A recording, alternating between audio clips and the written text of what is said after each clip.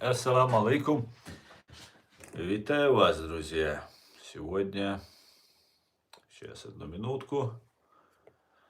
Сегодня 14 июля 2027 года. С вами снова я, Аслан Арцуев, на канале в YouTube Reality и на канале Аслан Арцуев в TikTok.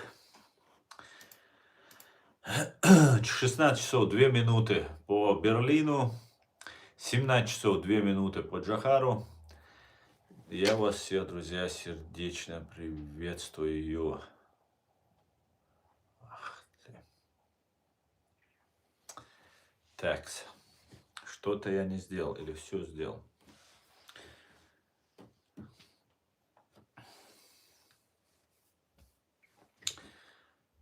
Я свет не включил. По-моему. Так, наверное, так лучше.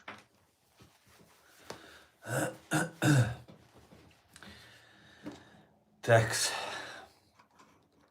Друзья, сегодняшний свой стрим, сегодня стрим на русском языке, хотя и должен был быть на чеченском, но я сегодня хочу его провести на русском языке. Сегодняшний свой стрим я назвал «Путин и покушение на Трампа. Костлявая рука Москвы» и вопросительный знак. Давайте поговорим об этом и многом другом, друзья. Как известно, произошло сегодня покушение, вернее уже вчера, покушение на Дональда Трампа, 45-го президента Соединенных Штатов Америки. И перед началом я бы хотел поговорить об этом. И, вернее, вам рассказать хронологию всего этого, о чем нам любезно предоставляет информацию BBC. Покушение на Дональда Трампа, что известно. Бывший президент США Дональд Трамп был ранен во время предвыборного митинга в городе Батлер в Пенсильвании. Один участник митинга погиб, двое получили ранения. Охрана застрелила нападавшего. Президент США Джо Байден и несколько бывших руководителей страны резко осудили политическое насилие. Много вопросов и к секретным службам, упустившим стрелка. На видео с митинга слышны несколько выстрелов, после которых Трамп трогает ухо и секунду спустя пригибается к земле. К нему бросаются сотрудники охраны, секретные службы. Спустя минуту бывшего президента с поднятой рукой, сжатой в кулак, увели со сцены.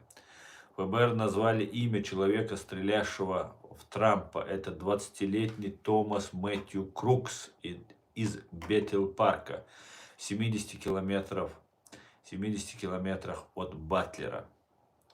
Правоохранительные органы обнаружили на месте преступления полуавтоматическую винтовку типа АР, сообщил агентству Associated Press человек, знакомый с ходом расследования. Начиная с 2010-х годов этот тип оружия много раз применялся в США при массовых шутингах, стрельбе по мирному населению.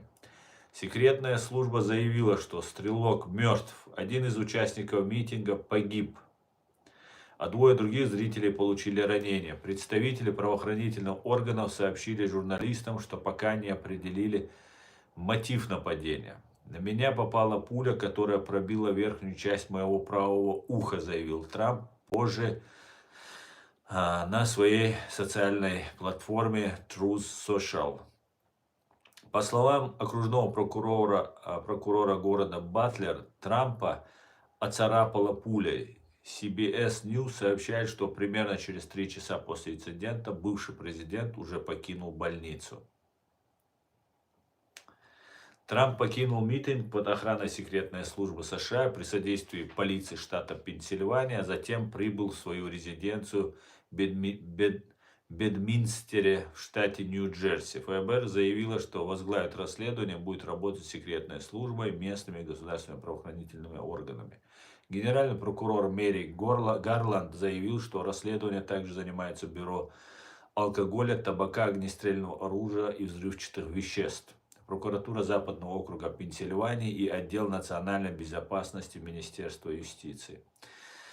К сожалению, я не могу вам показать, в силу технического возможности. Не могу вам показать картинку, которая есть. Вы на BBC, я потом выложу у себя на YouTube-канале в разделе «Сообщество» ссылку на BBC. Вы, в принципе, сами можете найти. А, Откуда стрелялись. Трамп как раз повернулся лицом, получается, к месту, откуда стреляли. Вот есть сцена, вот как здесь изображено. Сцена, на которой выступает Трамп, он поворачивается вот так боком, и именно в эту сторону, откуда должен в него выстрелить стрелок. И он стреляет. Некоторые сейчас начали распускать конспирологическую версию, что это постановка там и так далее, и так далее. Ну, я не верю, конечно, в конспирологическую версию, потому что, ну как выстрелить так, чтобы попасть в верхнюю часть уха, и, ну, есть специально, если стрелять в верхнюю часть уха, но это практически нереально. Практически нереально выстрелить в верхнюю часть уха и не задеть голову. Причем первый выстрел он сделал и промахнулся, и дальше начал стрелять, и убил уже одного из присутствующих на митинге, и двоих ранил. После этого был подавлен огнем снайперами секретной службы и был убит. Он находился на крыше какого-то здания, какого-то, ну, такого ангара, скажем так, такого ангара, который находился в 120-150 метрах от выступающего Дональда Трампа. Поэтому, ну, во-первых, конечно же, выражаем соболезнования погибшим, родным и близким погибшего, скорейшего выздоровления раненым. И, конечно же, Дональду, президенту, 45-му президенту США, Дональду Трампу и кандидату в президенты США. Конечно же, политические убийства – это самое грязное, самое плохое, что может быть. Особенно в такой стране, как Соединенные Штаты Америки. Это, конечно же, не очень хорошо. Короче говоря, вот если вкратце, то так. Усилили охрану у Трамп Тауэр, где проживает в Нью-Йорке Трамп. Ну, короче говоря, вот такая вот ситуация развивается. Давайте я сейчас отвечу на ваши приветствия, поздороваюсь, а потом можно будет рассказать, о чем сообщает нам Генеральный штаб Вооруженных сил Украины. Итак, Чернев, Алаш, Дометиев, добро с кулаками. Всех я вас приветствую. Алейкум салам.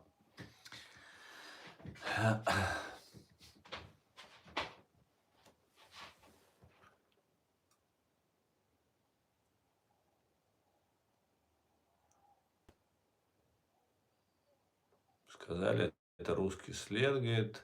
Слава Ичкерии, героям слава.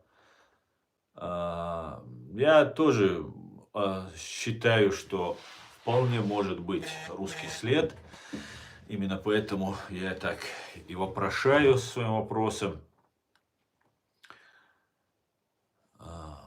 Ну, как-то так, друзья. Давайте, Шамсад, Маша Оль, Дейлер Салам, Маша Оль.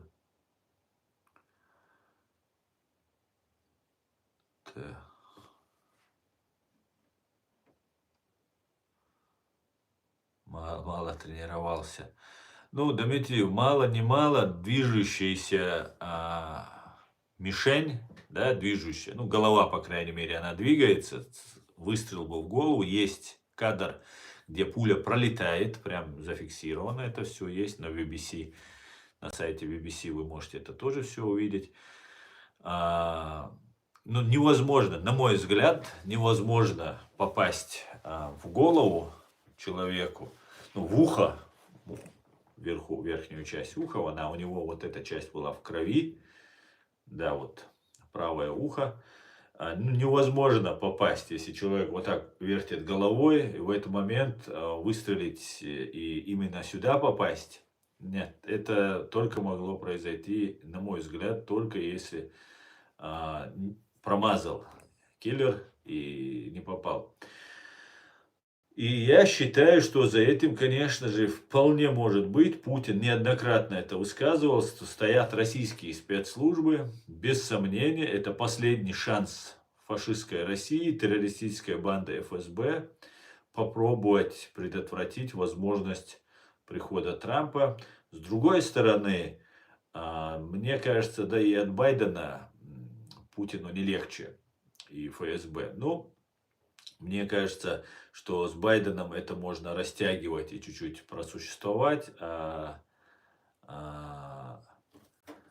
с Трампом все может быстро закончиться. Ну, мы посмотрим.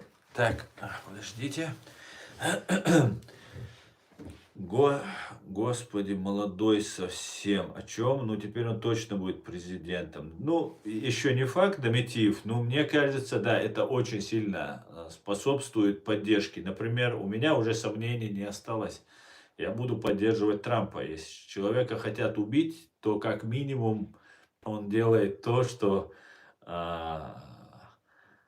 нужно, мешает многим, особенно Путину мешает. Поэтому как-то так, посмотрим. Салам, Аслан, и всем патриотам, Вива Ичкерия. Да, эти выборы в Америке многое решат. Салам, Ливан, Маджоба Генацуаде.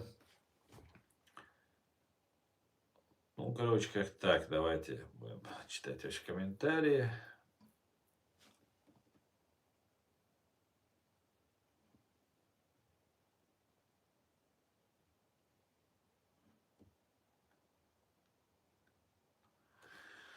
Он был в кепке, а кепка оттопырила ухо и стала мишенью. Шамсад, ну, конечно, кепка, она немножко оттопыривает ухо. У Трампа они не такие оттопыренные. Но давай вместе порассуждаем. Ну, я полагаю, что ты можешь считать, то, что ты можешь допускать, что это инсценировка, что это такое. Ну, давай тогда рассуждать так.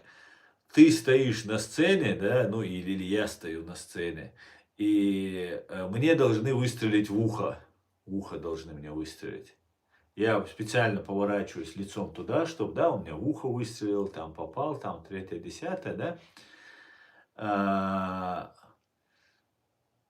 Это насколько должен быть я рисковым, чтобы я поверил человеку и доверился выстрелить ему, дать выстрелить себе в ухо.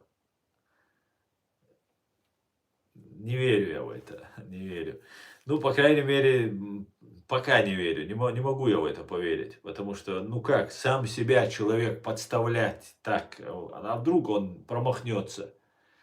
Понимаете, вдруг он выстрелит и промахнется. И еще не убили одного из зрителей, это не постановка. Да, погиб один зритель, и двое ранены еще. Затем ответным огнем снайпера с крыши из секретной службы, как говорят, ликвидировали его. Ну, очень рискованным нужно быть, да, Шамсад, согласись, чтобы представить, инсценировать такое покушение, представить себя, что дать в себя выстрелить в ухо со 150, со 120, 150 метров. Там ветер может быть, третья, десятая, одна попытка выстрела. Плюс ведь он не просто один раз выстрелил, он еще начал стрелять. Там говорят 8 или 10 выстрелов было. Если хотели убить, убили бы. Ну, Шарани Азиев, на самом деле, конечно, все так говорят, и обычно всегда так говорят.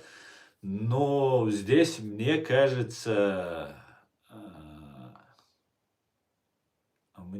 это была не постановкой.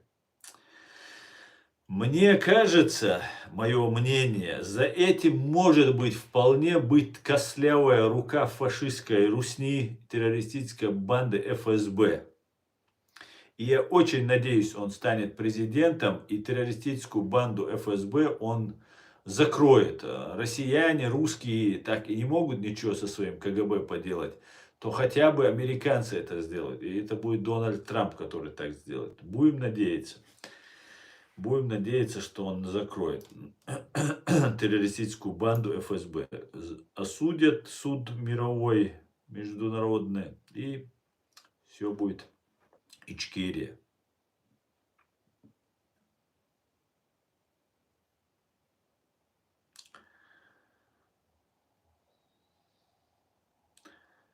Ясно.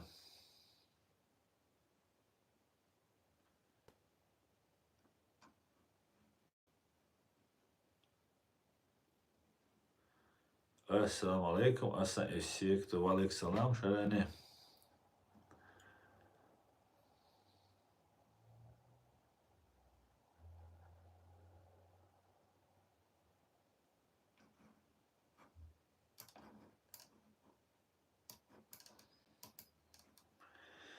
Так.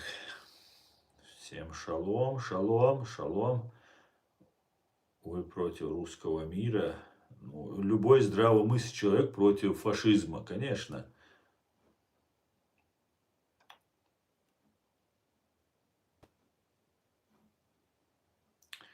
Не, я не спорю, возможно, на самом деле было покушение.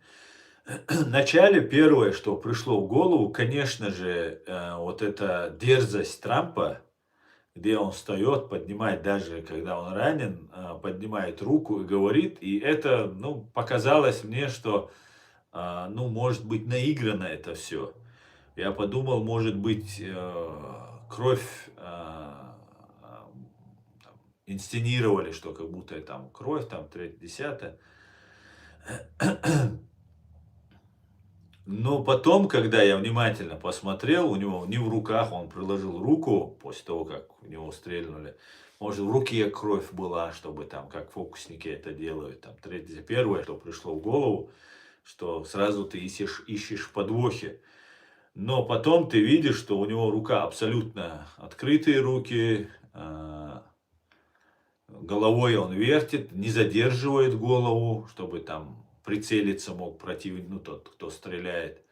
Поэтому я, конечно же, считаю, что это было покушением, настоящим покушением. Кто за этим стоит? Вот что меня вот сейчас больше всего интересует. И, скорее всего, за этим стоит террористическая банда ГРУ и ФСБ. Ну, точнее, ФСБ и их миньоны ГРУ. Вполне возможно. Я ничего не утверждаю, пока об этом знать никто не может.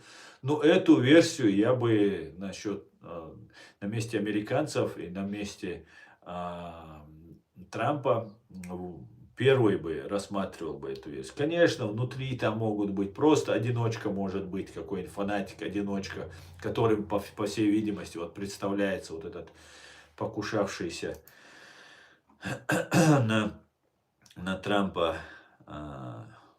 стрелок. Сейчас его фамилию тут найду.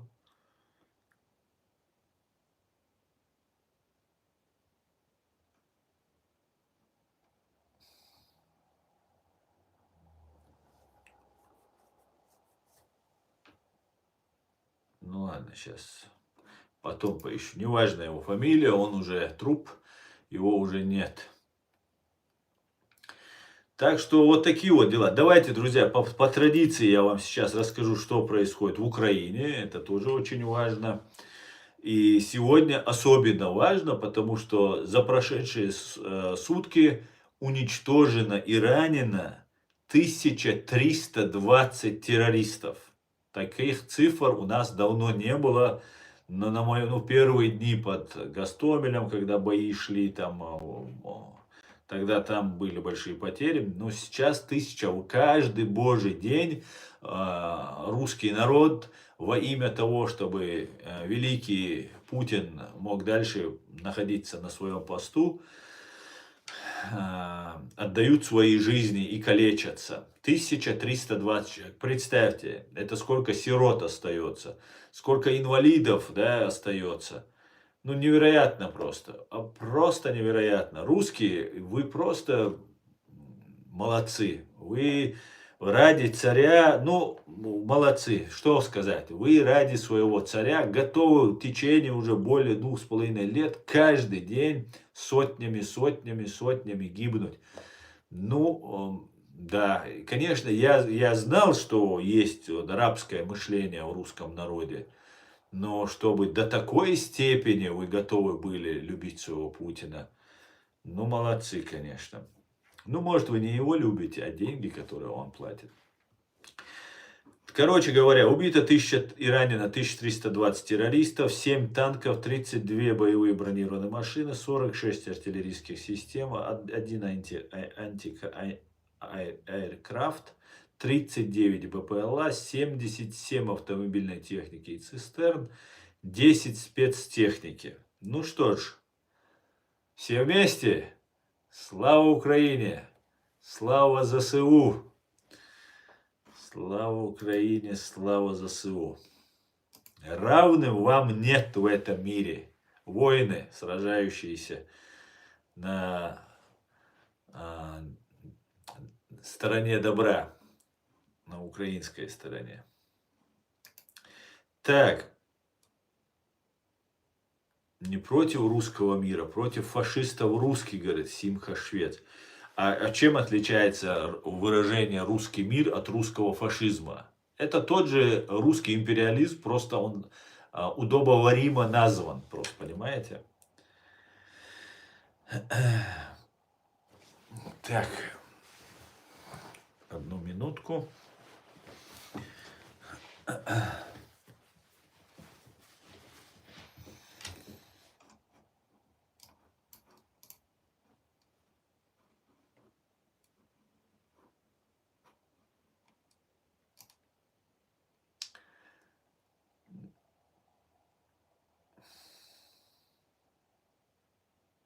Расстояние между ними было ровно 107 метров, а не 150, говорит Ян Минор.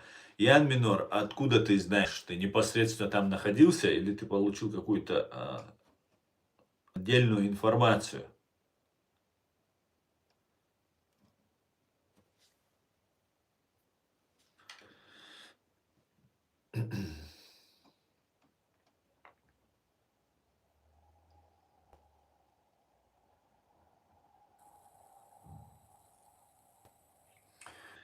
Я думаю, что тактика Трампа против Русской империи будет пожестче. Украинцы молодцы, слава ЗСУ.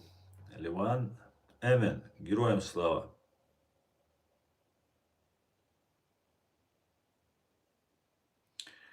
Так, у нас что, завис интернет, друзья? Ну-ка. Нет, все работает. Подвисает немножко. Говорят, сейчас на России интернет начали подтормаживать, YouTube подтормаживает. Правда ли это? Так, Чернев, привет, привет.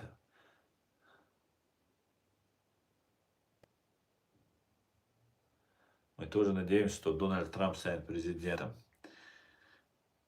Салам из Израиля истинным сыновьям Чечни. Да, Александр Батькович. Шалом, шалом, Израиль.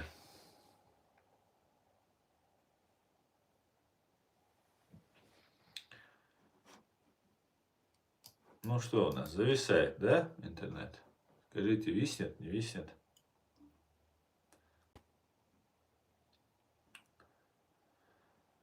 Так.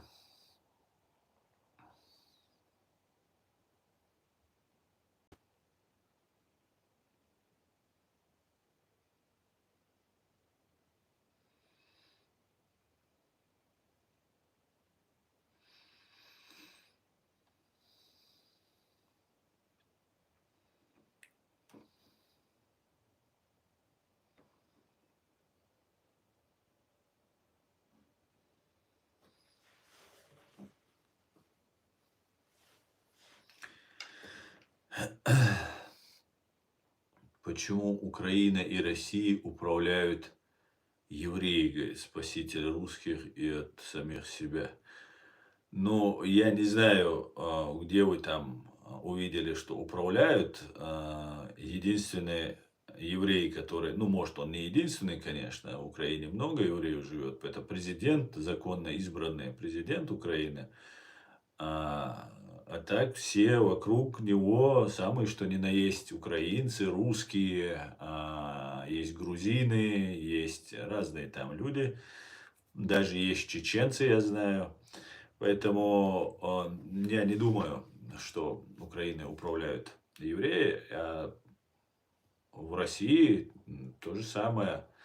Президент самый настоящий русский, КГБ самый настоящий, кто управляет, Патрушев русский, ну, все русские, все нормально, не волнуйся.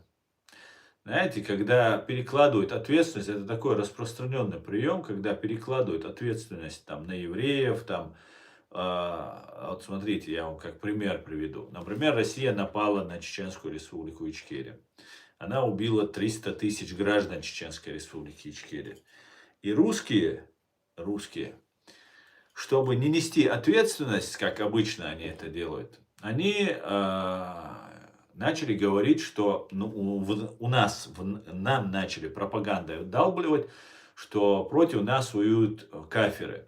Конечно же, эта пропаганда очень хорошо ложится, потому что вот эти европейцы и вот эти западники делали все возможное, чтобы не замечать геноцид чеченского народа. И для молодого пацана какого-нибудь, когда говорят, все кафиры виноваты, вот эта пропаганда очень хорошо ложится, да, очень принимается очень хорошо. А потом, если там какие-нибудь там, ну, другие такие же, если действия пропагандистские совершать, да, очень хорошо это все принимается. Потому что, да, реально, смотрите, Путина все принимают, Путина все любят. Путин там приезжает у нас сюда в Германию, например, там по безопасности, борется с терроризмом, там, третье, десятое. Все как бы нормально, да, получается. И что нам говорят, пропаганда говорит, это кафиры, ну то есть неверные. Любой человек, для любого верующего, который не исповедует его религию, он является кафиром, то есть неверующим. Ну, неправильно верующим, да, неверным он является, точнее сказать, неверно исповедует религию, как этот человек, например, ее видит. И это очень удобно, понимаете? Потом, когда вы всем объявляете, что вы воюете с кафирами, то в итоге получается, что русские-то вообще-то и не виноваты. А если еще и русскими управляют, например, евреи, и в Украине управляют, ну так вообще святое, милое дело оказывается, то зачем тогда вообще нам друг с другом воевать и винить русских? Русские не виноваты вообще. Русский империализм не виноват. И в Буче были все евреи, понимаете? Потому что, ну а как по-другому? Ведь русский же не будет убивать славянина, брата своего. Не будет, никогда в жизни не будет. Вообще русский не будет никогда убивать. Они никогда никого не завоевывали. Их самая страна, самая маленькая. Она как Чеченская республика, Ичкерия. Маленькая, потому что она никогда никого не завоевывала, а она вот поэтому такая вот маленькая и так далее, и так далее. Поэтому, пожалуйста, не повторяйте. Кстати говоря, евреи повторяют это же используется против, когда вот нападает Хамас. Например, я мусульманин. Я никакого отношения не имею к нападению 7 октября на день рождения, на акт геноцида евреев вот этим террористами Хамас. Но эти террористы Хамас представляются мусульманами, да, они являются ими мусульманами. Правда, они не те, за кого себя выдают, и они борются за арабский этнонационализм, за арабский империализм. Ну, начинают всех мусульман, например, некоторые евреи начинают всех мусульман в этом обвинять. И очень удобно тогда хамасовцам спрятаться за всех мусульман и сказать, ну смотрите, что говорят евреи, они же вас всех ненавидят. И вот это все усугубляется, и конфликт возникает такой, уже религиозный такой. Именно для этого Хамас и делает это. Он специально убивает женщин и детей и говорит, что это наводнение Алякса. То есть сразу религиозный оттенок они туда вписывают. Да, они мусульмане, по крайней мере, они себя такими называют. Но когда нас геноцидили, эти мусульмане и весь мусульманский мир, я не только западные страны и остальных, в первую очередь я мусульман виню. Потому что они нам лгали, что они наши братья, что они нам должны помогать, что если у тебя заболел как организм, если заболел палец, то все тело болит, там мусульмане такие, сякие там, и так далее. Все это оказалось пшиком, обманом. Поэтому я постоянно чеченцам разъясняю это. Не обманывайтесь, чеченцы. Нету никаких там мусульман и нет никаких там кафиров, которые нас всех хотят убить. У каждого государства, чуть-чуть просто нужно по-другому начать мыслить, у каждого государства есть свои национальные интересы, понимаете? И евреи в этом мире не самые главные, я вам скажу, понимаете? Далеко не самые главные. Если бы они были бы самыми главными, то в 30-х, 40-х годах их в печах не сжигали бы, понимаете? Это жертвы. Да, настойчивые, упорные, способные, сильные, а сейчас уже и нация воин, чтобы больше их не сжигали в печах. Но при всем при этом они не самые сильные, не самые могущественные и так далее, и так далее. Но исходя из того всего, сколько, 6, 8 или сколько-то миллионов, при всем при этом они очень многое достигли, да, имея. Это говорит о способности этой нации, этого народа. Поэтому не надо валить все там на евреев, не нужно мусульманам валить все на там христианов и тоже на евреев. Есть русский империализм, есть, смотрите, есть КГБ СССР. Оно есть и в Украине есть, оно есть и в Грузии, везде есть представители. И самая большая проблема была в том, что когда развалился Советский Союз, не было люстрации. Понимаете, не было люстрации террористической банды КГБ. И вот отсюда идут все проблемы, на мой взгляд. В Украине тоже не было люстрации СБУ. Понимаете? Почему не было в Украине? Объясните мне, что, если Украина свободная страна, почему нельзя было провести люстрацию? Ведь в советское время голодомор устраивали ведь не просто какие-то там люди. Это все делало НКВД. Есть ли рассекреченные, как в Литве, в Латвии, например, там здание КГБ, например, в Литве, в музей превращено, отдельная часть там для чего-то, там под офисы там и так далее, а одна часть под музей. Есть ли такое в Украине? Нет такого в Украине. Потому что этого не произошло в Украине, сегодня в Украине течет кровь. Если бы тогда украинцы люстрировали бы всю свою гибню, да, это большая проблема, нужно новых спецслужбисты, это особая порода людей, их нужно десятилетиями взращивать, там, 3-10. Но при всем при этом этого не было сделано. Если бы это было сделано, сегодня у Путина не было бы опоры прийти в Украину. А он бы не подумал бы туда прийти, понимаете? Вот в чем дело. Главным является главным злом на земле, абсолютным беспримесным злом, является КГБ СССР, которое осталось безнаказанным за все преступления, которые оно совершало. Против всех граждан, всех национальностей Советского Союза и так далее, и так далее. Вот что нужно сделать. Вот как нужно было вычислить. Вот искать, где зло. Почему называя... Да, там есть евреи, в КГБ есть евреи. Там же есть чеченцы. Конечно, есть. Но что они несут? Они несут свою идею и для того, чтобы сохраниться самим и оставаться у власти. Быть хозяевами. Понимаете? Вот как это идет.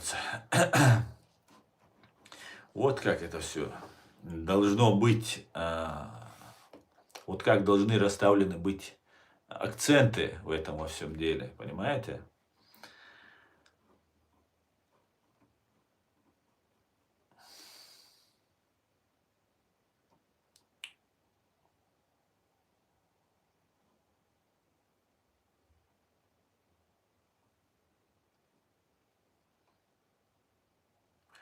КГБ это ФСБ или другое? КГБ это и есть ФСБ. ФСБ. КГБ, Комитет государственной безопасности, переименовали в Федеральную службу контрразведки, а потом Федеральную службу безопасности, которая ныне является. Это та же система, те же учителя, те же методички, те же учебные заведения, те же методы, те же архивы. Это и Штази здесь, в Германии, то, что было. Это очень мощная очень сильная, мы это должны понимать, структура, очень опытная, которая уже имеет, ну, можно сказать, век, историю, век, целый век, 100 лет она историю имеет, понимаете? Это 4 поколения, если брать 25 лет как одно поколение. И они занимают, передают эти посты своим детям, понимаете, внукам, правнукам, понимаете? Посмотрите любого КГБшника, который есть, его обязательно, ну, его дед, прадед, бабка, мама, отец, все они связаны с этой структурой. Просто это же очевидно. Конечно, там не все террористы, там у СБУ не все террористы. Есть у СБУ, наверное, патриоты есть там за свою страну и погибали, наверное, и много чего другое. Но давайте проведем люстрацию. Вот в Чечне, она, Чеченская республика Ичкерия, она нужна. Обязательно. Обязательно рассекречивание архивов, что бы ни случилось.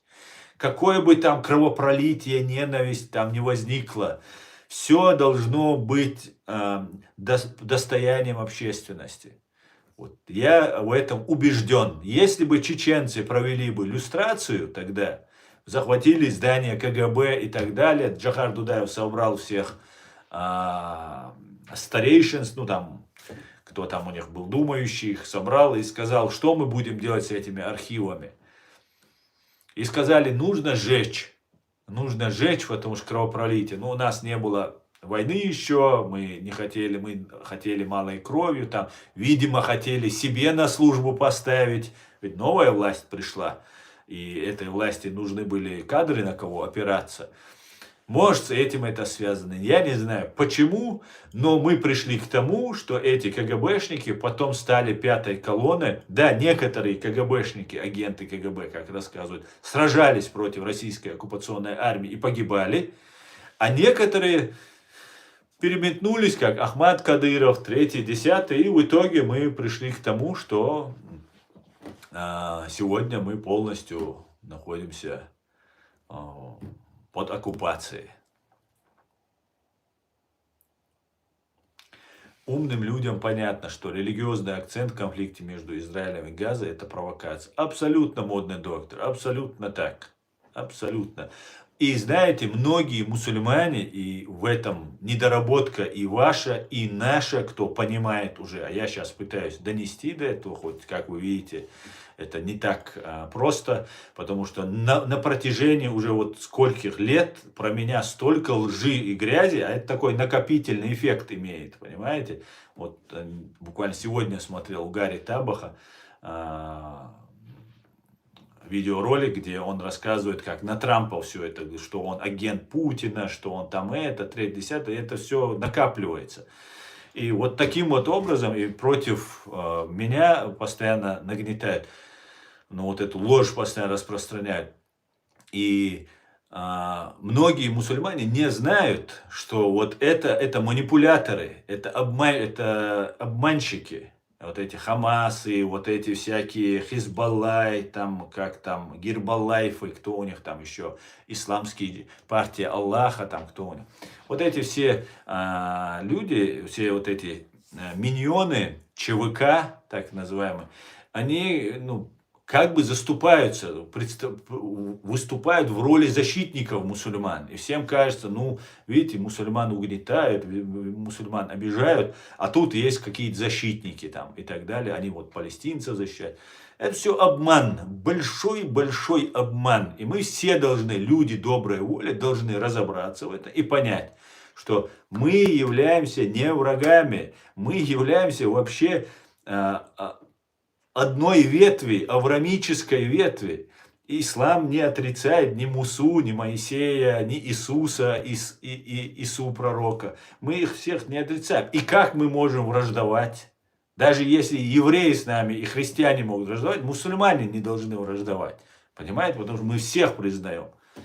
Вот такая вот большая каша, которую вот одними стримами не решить, но я вижу, что есть результат. Чеченцы понимают через «не хочу», через большие проблемы, большое непонимание. Понимают чеченцы, я вижу, что понимают. Начали меняться, отношение начало меняться. И дай Бог, чтобы чеченцы поняли, что мы хотим объяснить им, что мы являемся людьми, которые должны все сосуществовать, и самые большие и страшные преступления совершались под именем Бога. А Бог нам не говорит убивать друг друга, Бог не говорит убивать там женщин безоружных, детей и так далее, и так далее. Ну да ладно. Будем потихонечку объяснять, будем доносить до людей информацию. И сейчас уже в отношении Израиля очень много изменилось. Вот сейчас, когда Иран обстреливал, и Иордания, говорят, перехватывала ракеты, это о многом говорит. А 70 лет назад это Иордания принимала участие в нападении, да? Сирия и Иордания, по-моему, если я не ошибаюсь, тоже принимала участие в нападении на Израиль. Все поменялось. Все поменялось. И так будет дальше. Да, мула. Все будет отлично. Даст Бог. Давайте я перемотаю, друзья. Я смотрю, очень много пишут комментариев. Авраамическое направление религии, мы верим в одно и то же. Ну, фактически, да. Фактически, да. Просто, знаете, ладно, христиане, иудеи, мусульмане между собой воюют. Но ведь христиане среди христиан сколько убивали.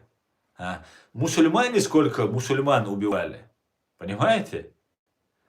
Ну, просто невероятно. Просто тупость людей, фанатизм людей, он не имеет границ ни национальной, ни религиозной, ни географической. Просто мы должны это понять и разобраться. Аслан, ты прав. После того, что случилось, наш будущий президент Трамп будет еще решительнее и намного жестче. Фашистская Российская Федерация обнулит и заставит капитулировать. Это дай Бог, дай Бог. Будем наблюдать в нем.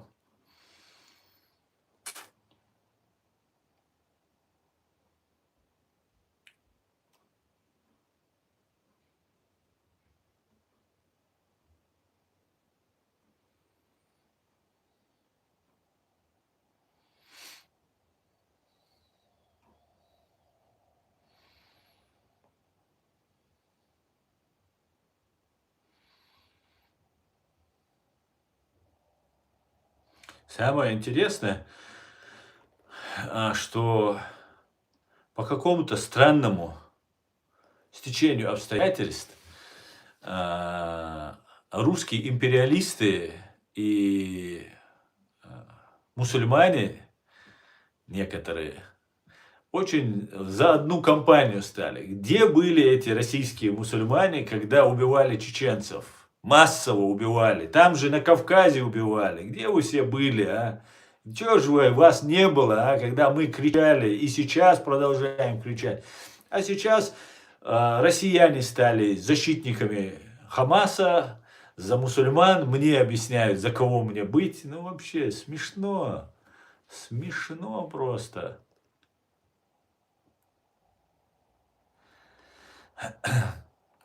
Як чеченцы простили Путину за 2 войны и вбитых 300 тысяч Вова-67. Ну и раз ты пишешь по-украински, я полагаю, что ты украинец. Но, Вова, а як украинцы простили убитые 2 миллиона в Голодоморе украинцев и жили в Советском Союзе, занимали в КГБ, вообще, ну, второй нацией были в Советском Союзе. Поэтому, когда вы такие вещи говорите, меня просто выбешивает. Вы все отвернулись от нас. Вы все признали нас террористами и внутренним делом России. И вы сейчас говорите, мы забыли. Мы не забыли ничего. Ты, конечно, нас извини, но мы ничего не забыли. Даже если ты забудешь, мы это не забудем. А тот, кто перешел на сторону русских, тот, ну, там есть разные обстоятельства. Оправданий, конечно, нет, но есть смягчающие обстоятельства. Понимаешь? Как-то так.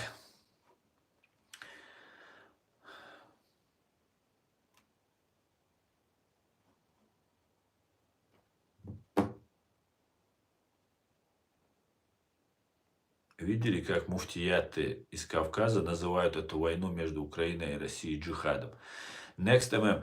Да, муфтияты не с Кавказа, Духовное управление мусульман России это называется. И к Кавказу они имеют отношение, ну, только, может быть, там, географическое расположение. А на самом деле это все разнарядки из отдела ФСБ, который им так велит говорит. Ну, так они говорят, да. Они нам рассказывают, что это джихад. Ну, может быть, это и джихад, но только это КГБшный джихад. И все. Так. Ну так, смотрите, я смотрю очень. Сегодня все ударе. Давайте мы сейчас вас немножко ограничим, чтобы вы немножко отдохнули. Нельзя же все время писать, да. Понимаете? И ограничим немножко. Давайте. А то я не успеваю читать. И так вас смотрит 1080 человек сейчас. Поэтому я не могу все у вас читать. Поэтому мы вас ограничим немножко, да? Аслан, привет. Нашел канал русского, который живет в Сирии, занимается благотворительностью, собирает деньги на стримах. Сказал, что ИГИЛ это войска Асада и РФ. Не врет ли? Ну, я думаю, не врет. Я думаю, не врет.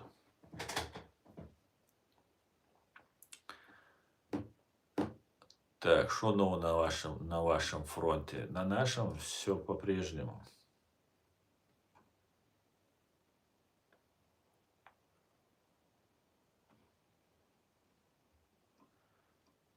Так.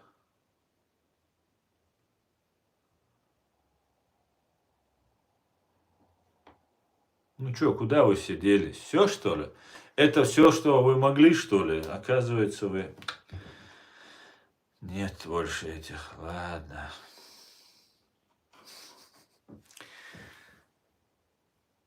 Вот и все.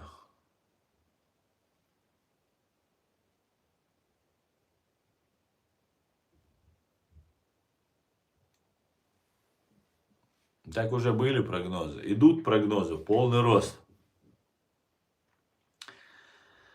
Так, абсолютно точно подметь подчеркнул Асан. Чеченцы не забудут. Конечно, не забудут, Шамсад. И говорить такие глупости, заходить там, почему чеченцы забыли, убиты 300 тысяч граждан.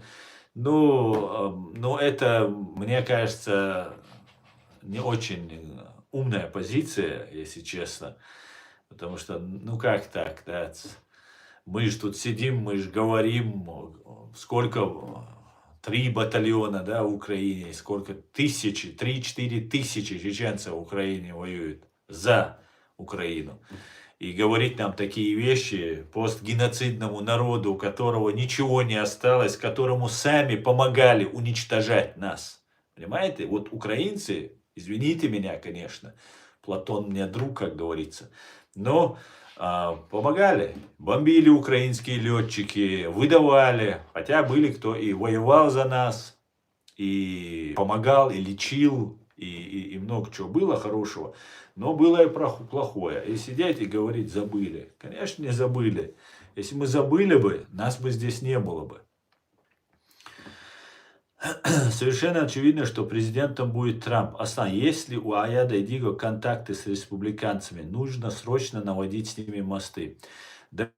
Дмитриев, я не знаю, если честно, есть ли у нас контакт у него Аяда с республиканцами, но еще не факт, что он будет президентом. Если он выиграл дебаты, если в него стреляли, это еще не факт. Хотя, конечно же, это уже... Это такая мощная такая рекламная акция такая, которая на волосок от жизни и смерти была. Но у нас есть один контакт с трампистом и ярым таким трампистом нашим, республиканцем. Это Гарри Табах, который завтра, кстати, будет у нас в эфире. Я так полагаю, если он сможет, потому что он очень много занимается помощью Украине, как вы знаете. Он сейчас находится в Украине и и он занимается ранеными украинскими. И если он сможет, завтра мы вместе с трампистом и как раз, ну так, по-хорошему, по-доброму говоря, трампистам, завтра мы сможем как раз, больше будет информации, я думаю, мы завтра сможем с Гарри Табахом в прямом эфире, вы сможете задать эти вопросы, мы сможем поговорить и послушать, узнать версию. Но я бы проверил бы обязательно версию по поводу костлявой руки Москвы, по поводу покушения на Трампа. Всевышний наказывает Россию, лишая ее разума. До распада СССР русские были еще более-менее башковиты, а сегодня без башни остались. Ризван, знаешь, такое странное совпадение. Был Рональд, сейчас Дональд. В Рональда Рейгана стреляли, когда он был президентом. И он поставил точку над Советским Союзом. На бывшего президента и кандидатов в президенты тоже стреляли. И есть все основания, что история повторится и будет шашлык будет, да, из Путина и Патрушева. Ну, посмотрим, посмотрим. Очень интересно все развивается. Я очень рад, что выжил Дональд Трамп. Очень рад.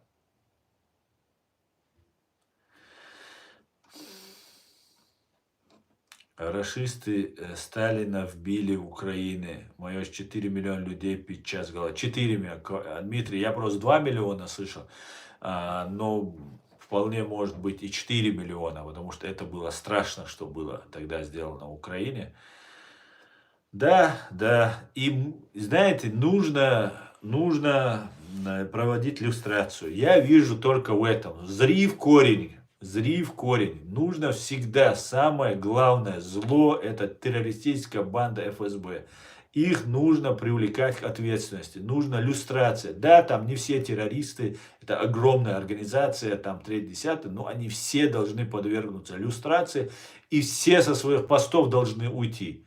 Они должны уйти, все одиозные преступники и убийцы должны быть наказаны. А остальные просто рассекречивание архивов. Все, иди домой, живи себе, никакую должность, да, бизнесом занимайся. Если, конечно, награбил, нужно вернуть обязательно. Вернуть все, что награблено. Нужно в любом случае провести иллюстрацию. Только так мы придем, если мы проведем ее, придем к успеху. Не проведем ее, мы не придем. Да, на время. Сейчас мы в Чечне это все в один проходили. В меньшем масштабе, но очень ярко, я вам скажу. Очень показательно все это было. То же самое сейчас происходит в Украине. Да, в большем масштабе, уже в гигантском этом масштабе. Но один в один все повторяется. Воины побеждают, в тылу вот так вертят. Их лицемерие, их цинизм 10 лиц имеет, 20 лиц имеет. Вы не угадаете никогда. Просто нужно поставить крест на них раз и навсегда. Все, закрыть эту тему. Никаких КГБшников, никогда, никакой власти, даже не учитель в школе, никакая государственная должность, никакая бюджетная должность не должна быть у этих людей. И строгий контроль, для этого специально рассекречивание архивов и так далее. И это самое страшное. Именно поэтому меня ненавидят. И в Украине в том числе некоторые деятели. За то, что я говорю, что нужно провести люстрацию. Понимаете? Украинцы-то еще разберутся. Надо главное гнездо. Это Лубянка. Это Лубянка и, соответственно, и Кремль. Потому что КГБ распространилось из политической полиции. Это стало субстанцией, сутью советского, теперь уже российского государства, русского государства. Поэтому, конечно, нужна обязательно люстрация. Обязательно. Я надеюсь, она будет проведена. Да, Аль-Му'ла, дай Бог. Салам алейкум. Привет участникам беседы. Ва алейкум салам. Тогда Рональд Рейган и Маргарет Тэтчер были настоящими лидерами. Да, это правда. Абсолютно правильно. Страны, где провели иллюстрацию, сегодня в НАТО и живут очень хорошо. Да, кстати говоря, почему не принимают в НАТО? Вот задумайтесь, ведь не только ведь в самом НАТО беда. Да, не то, что НАТО там боится, там, треть, десят. Там много чего. Например, это же коррупция. Это же, ну, не просто алчность, жадность людей захватить. Это же человек же должен понимать, который занимает какие-то посты и занимается коррупцией. Он это делает ведь не только не только обогащается, он свою страну еще уничтожает. Понимаете? И как бы вы ни пытались бороться с этой коррупцией, ее не победить, если борются ради коррупции, ради дискредитации Украины. Чтобы задержка с оружием была, чтобы задержка с деньгами, дополнительные проверки, дополнительные там выявления, там, куда ушли эти деньги. И так далее, и так далее, и так далее. Поэтому, конечно же, это большая-большая работа, которая должна быть проведена. Я не знаю, если Украина с этим справится, то и русские справятся. Вот так я вижу. Но самое гнездо, главное, гнездо это Лубянка. Это Лубянка и, в общем говоря, это Россия, это Москва. Как-то так.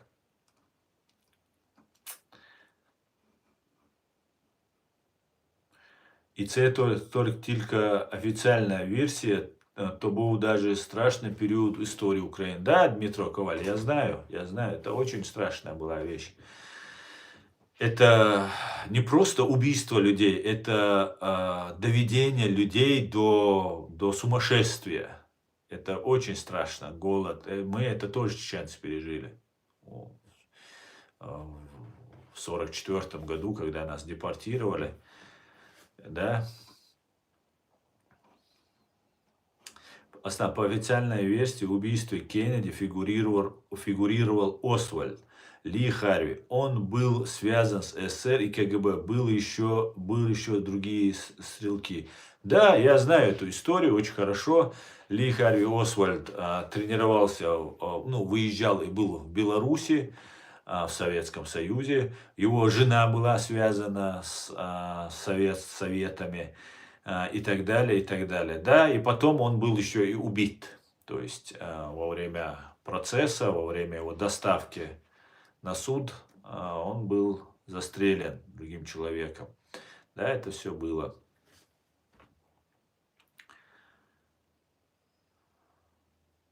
Украинцы ментально не расположены очиститься от коррупции. Шамсад, я понимаю, что ты там живешь, ты лучше меня знаешь. Я тоже знаю, насколько коррупция есть в советских, во всех республиках и в Украине в частности. Но если украинцы не вычистят коррупцию, все, вот все жизни, вся кровь, все смерти, это все зря.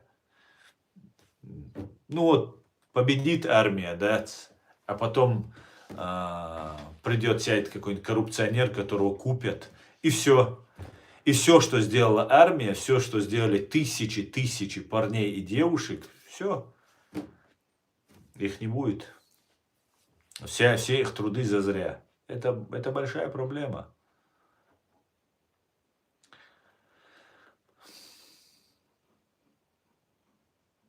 Это большая проблема. Згоден с вами, Асан, иллюстрация дуже необходима. Да. Я бы хотел бы, вот как у нас было в Чеченской Республике, вот у нас были воины.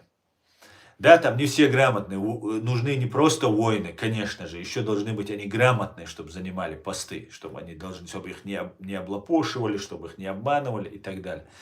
Но если человек, он воин, он сражался, да, и получал ранения, погибал туда-сюда, привести его, посадить на детектор лжи, или заставить его там, в нашем случае, например, поклясться на Коране, прилюдно, что при всех, что если ты хоть одну копейку возьмешь, ты будешь там распят, короче говоря, там, жестко его так.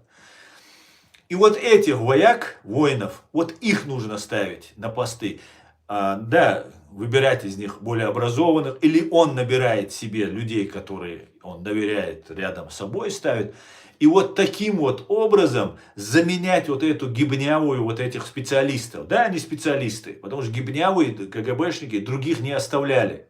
Управлять государством это целое искусство, профессия. И были большие кадры, решают все, говорил Ленин. Также говорил Джохар Дудаев, ну нет кадров, что есть, с тем и имеем дело. А сейчас вот эти элита, так сказать, властная политическая элита, она куется в Украине сейчас, на фронте куется. Да, там, конечно, если ты воин, ты не, автоматически ты, конечно, не коррупционер, там, честный, порядочный, там, патриот. Некоторые воюют просто ради кайфа. Некоторые воюют там, ну, конечно же, ты на войне выявляется. Поэтому берем не тех, кто там ради кайфа воюет там или по какой другой причине, а тот, который честен, любит свою страну, патриот своей страны. Вот этих людей, ну, вот их нужно делать. Вот нужно было у нас сделать. А у нас знаете, что было? А, вот сейчас Арестович рассказывает Гордону, говорит, вот начнется сейчас там с войны будут возвращаться, посттравматический синдром, третье, десятое. Да, посттравматический синдром, без базару. Конечно, тот, кто видел войну, он по-любому переживает этот посттравматический синдром, его нужно лечить. Кого-то больше, кого-то меньше. Но это делается для того, что сейчас, на мой взгляд, Арестович это закидывает вот эту информацию. Мне известно еще война через год, через 2, через 3 закончится. Он уже ее закидывает. Для того, чтобы отгородить этих людей. Они представляют угрозу до нынешних гибнюков, которые сидят во власти. Которые не собираются передавать никому эту власть. И они их отгородят, это же опасно, они же сумасшедшие, у них посттравматический синдром. Они там бомбу взорвут, гранату кинут, еще что-то. А правильно сделают. Если коррупция, если преступник, если бандит, как-то же нужно это все делать. Поэтому вот этих людей, их нужно, это вот есть соль, суть украинской нации, которая куется.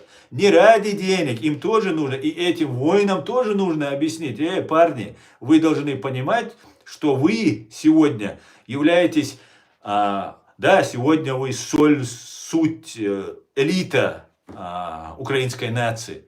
Но это не для того, чтобы ты потом сел на шею какой-нибудь бабушки, пенсионерки, инвалидам и грабил их. Тогда ты никакая не соль и не суть этой нации. Ты тогда отброс этой нации, потому что ты обманул эту нацию. Если ты сражаешься, то ты должен это бескорыстно делать. Ради своей нации, ради будущего своей нации, своего поколения. Столько потерять, столько принести в жертву, и потом стать коррупционером просто. Да, это позор. А у нас, знаете, как произошло? И у вас, я боюсь, к этому они сейчас все и ведут. У нас Масхадов стал президентом, и все, и не только Масхадов, все, и потом они сожалели об этом. Все, кто с ними воевал, ну, по большей части, кто-то ранен, посттравматические синдромы, какие-то проблемы, лечения нет, медицины нет, психологов нет, лекарств нет, денег нет. У нас-то блокада полная была. Это вам сейчас весь мир помогает. А мы когда даже как победили, так сказать, это с натяжкой можно эту победу назвать победой, потому что республика от одного конца до другого края была видна вот невооруженным взглядом. Один горизонт был. Все было сравняно с землей. И блокада полностью была. Так вот, наши командиры, большому стыду, и их потом они сожалели об этом. Всех командиров, ему какую-то должность, он своих родственников вокруг себя, своих доверенных. Не с кем вчера он воевал, а вот с этими. Да, может кто-то необразован из них, может быть там ранен там, и так далее, и так далее. Ну, обуза, тебе зачем? Ты же министр стал или там главой какой-нибудь стал, администрацию занял, еще что-то. Очень удобно. Плюс этот-то еще, он тебе еще, скажем так, в лицо может что-то сказать, может тебе отпор дать, там, третье, десятое, а остальные тебе шоколят, понимаешь? И тебе же приятнее, когда все вокруг тебя бегают и любые твои пожелания исполняют. И вот ты всех воинов, а потом началась вторая русско-чеченская война. И все, кто воевал, те, ну, некоторые, конечно, пошли, потому что они не ради денег, не ради вот этих своих командиров воевать, но уже было не то. Единства не было и так далее, и так далее. А те, кто пришли, и Масхадов, например, он говорил, что больше русский сапог солдатский к нам не придет. И в это многие поверили. И зачем тебе вчерашние твои соратники? Они же, больше русский сапог не придет, а ты уже министр, или ты уже там глава какой-нибудь, там большой чиновник, у тебя деньги, машина, тебя все любят, там охраняют, там и так далее, и так далее. Вот этого нужно попробовать избежать, потому что это и подло по-человечески, если так взять, и контрпродуктивно, вредно, вредно для государства. Вот такие вот вещи, которые мы должны сейчас уже думать, понимать, и нам, чеченцам, нужно думать. Мы тоже сейчас будем деоккупироваться. Байден сказал пару лет назад, что это на 5 лет эта война будет. Осталось, еще года 3, может быть, до конца этой войны. И нам, чеченцам, тоже придется все восстанавливать, набирать людей. Кадры решают все. А где брать эти кадры? Например, если это коррупционер, если это предатели, я не говорю, просто даже он свой, но он коррупционер. Но толку от него тогда? Зачем он тогда нужен? То тот же предатель он получается. Тот просто душой и телом продался, а это просто там из-под тишка ворует, бабушек обкрадывает, пенсионеров, инвалидов. Короче, вот такие вот вещи, которые сейчас нужно об этом думать. И элиту ковать из вояк, из воинов. Не вояк, а воинов. Как-то так, Деон. Мавадину, алейкум салам, витаю тебя.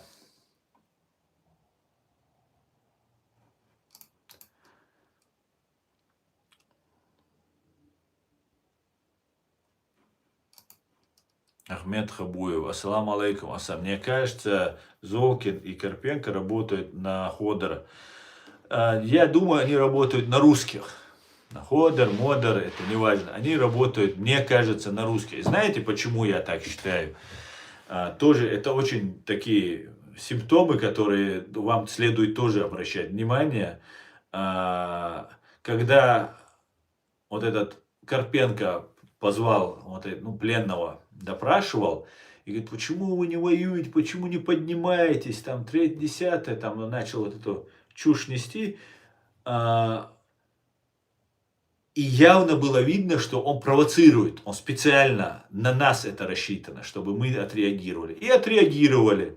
И кто отреагировал? Отреагировали пророссийские блогеры, которые абсолютно пророссийские.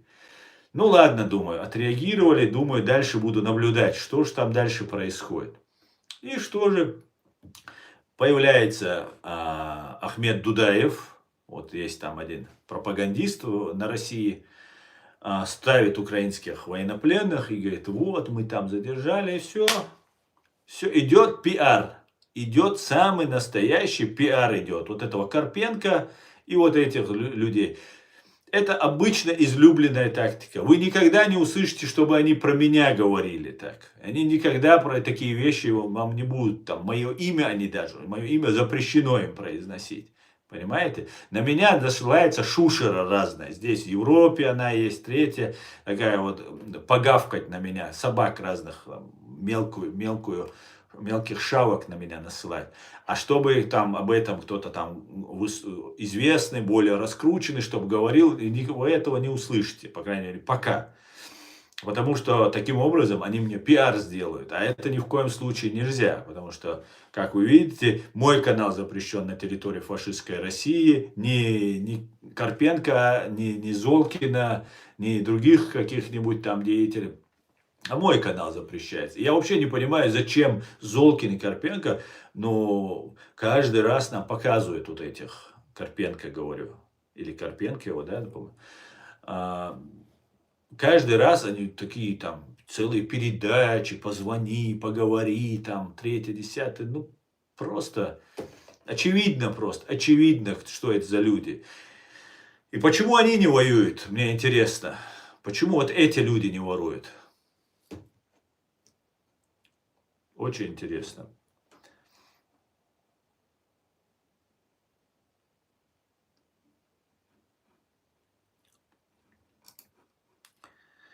Так что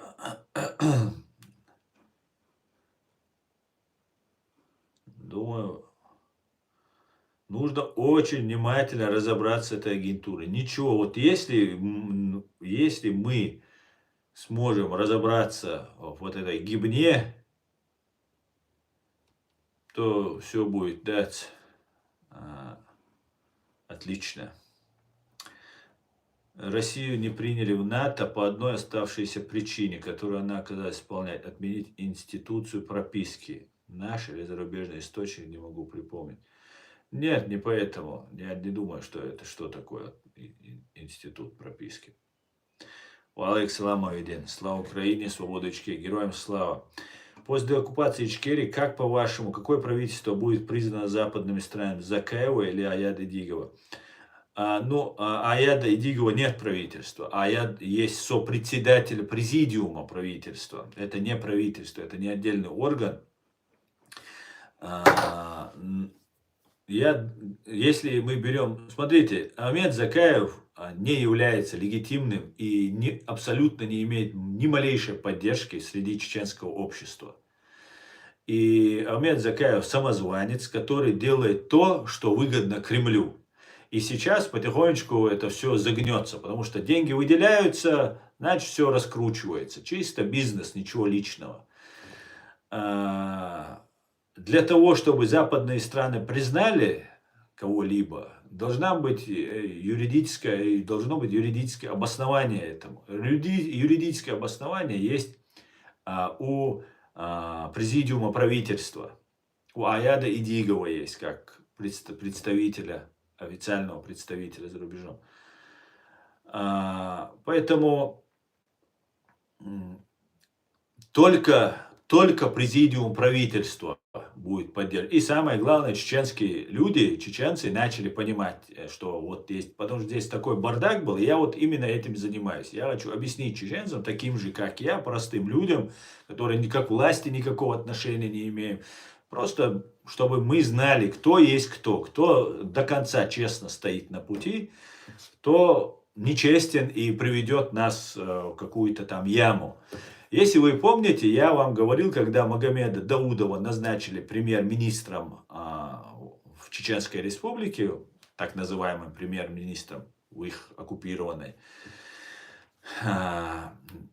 Россией и Чечне, я сказал, что его подняли до уровня Ахмеда Закаева, как Ахмед Закаев самозванный премьер-министр, и тут Магомед Даудов тоже как премьер-министр. И вот вы вчера вот во время стрима нам рассказывали, что Магомед Даудов, во-первых, Ахмед Закаев имитировал, что он ждет что-то, выступление в ООН, чтобы признали. Ну, короче, это говорит о том, что они, Россия, знают, что Ичкерию признают. И ее именно в ООН признают. И в ООН будет выступать, и представитель будет от Чеченской Республики. И чтобы, зная это, перехватывая инициативу, чтобы сказать, что это Ахмед Закаев сделал, чтобы нас признали, делается вот этот весь трюк. И вы одновременно с этим появляется Магомед Даудов, который начинает раскручивать Ахмеда Закаева.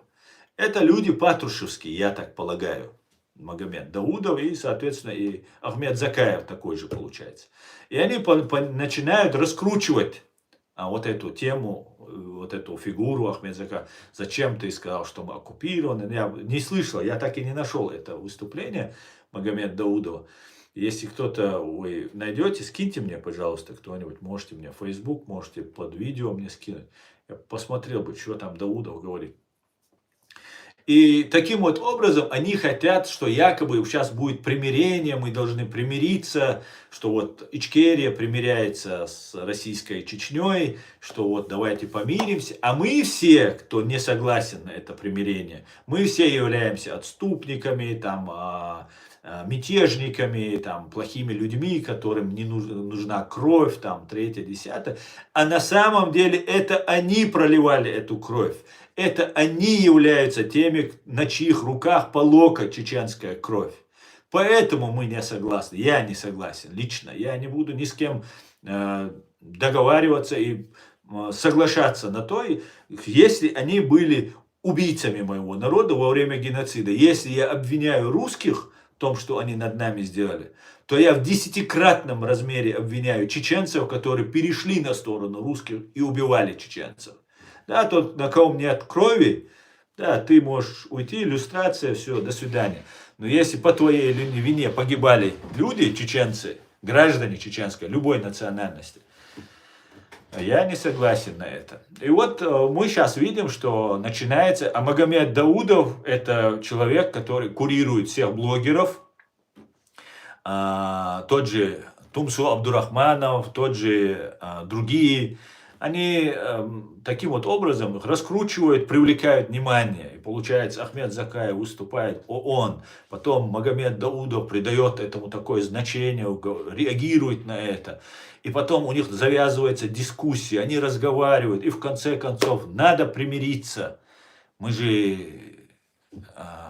все-таки братья чеченцы должны примириться и так далее, и так далее.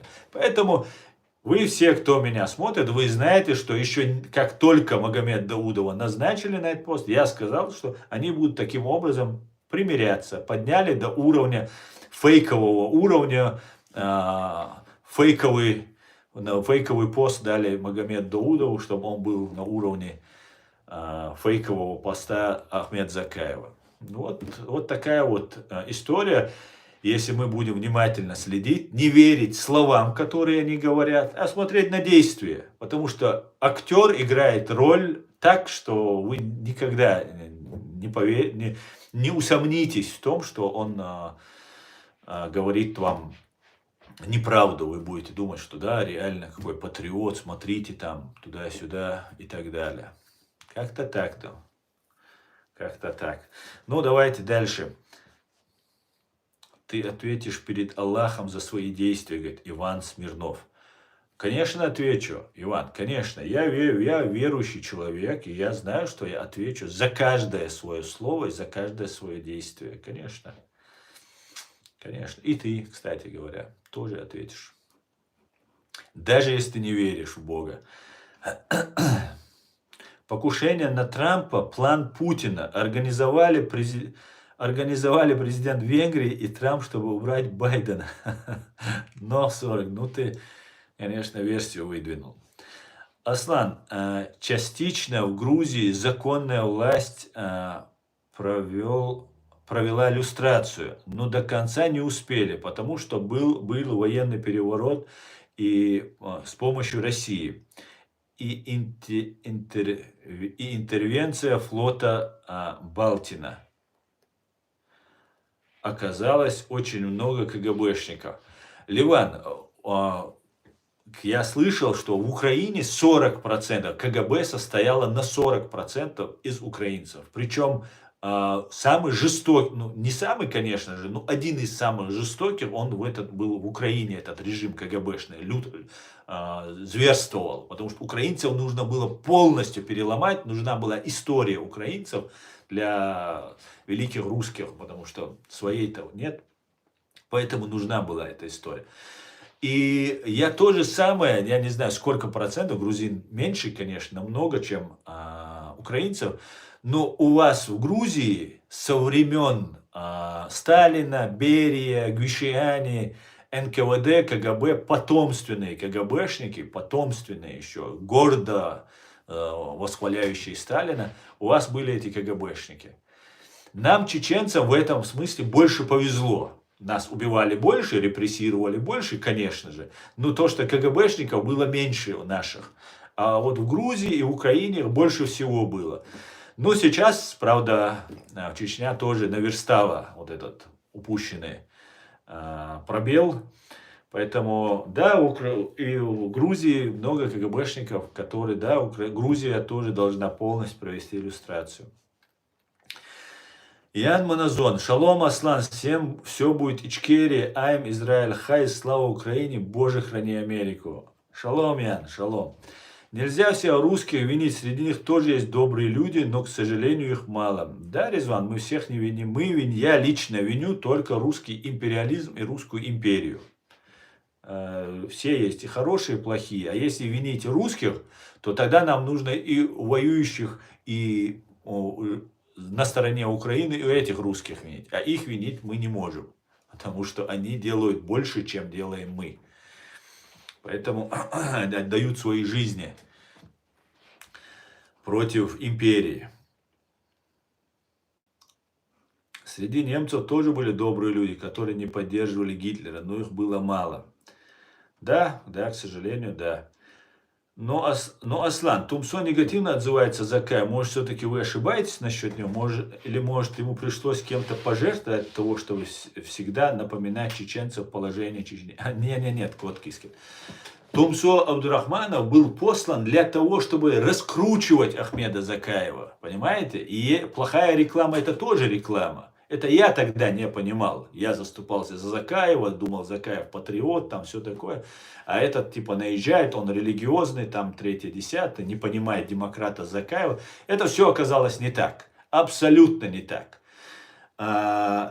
Ахмед Закаев и Тумсо, и Джамбулат Сулейманов, это все управляются из одной системы. Джамбулат Сулейманов есть такой представитель НОД, который украинцы его какое-то время принимали.